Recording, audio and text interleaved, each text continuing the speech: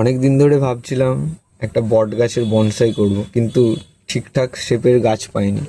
তাই জন্য এই গাছটা তুলতে গিয়ে শেকড় ভেঙে গেছে। তো সেটা কোনো বড় ব্যাপার নয়, আমি রুট হরমোন লাগিয়ে দিয়েছি নিচে, যাতে শেকড় তাড়াতাড়ি চলে আসে।